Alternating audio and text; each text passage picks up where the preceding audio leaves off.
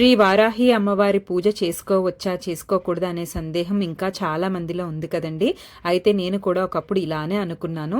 అప్పుడు అమ్మవారు నాకు స్వప్న వారాహి రూపంలో కలలో కనిపించి ఏమని చెప్పారు, ఆ తర్వాత నేను పూజ చేసుకున్న తర్వాత అమ్మ నీ దర్శనం ఒక్కసారి నాకు భాగ్యం కలిగించు అనేటప్పుడు ఏ రూపంలో నాకు దర్శనం ఇచ్చారు అనే విషయాన్ని వివరంగా వివరిస్తూ ఒక లాంగ్ వీడియోని అయితే చేయడం జరిగింది. ఒకసారి అయితే వీడియో చూడండి.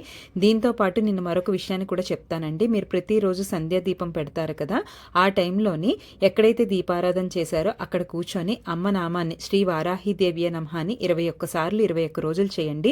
మీకు తప్పకుండా నిదర్శనం తెలుస్తుంది. అయితే మరి వారాహి నవరాత్రులు పూర్తి అయిపోయాయి కదా, మరి ఎలా పూజ చేసుకోవాలని అందరూ అనుకుంటారు కదా.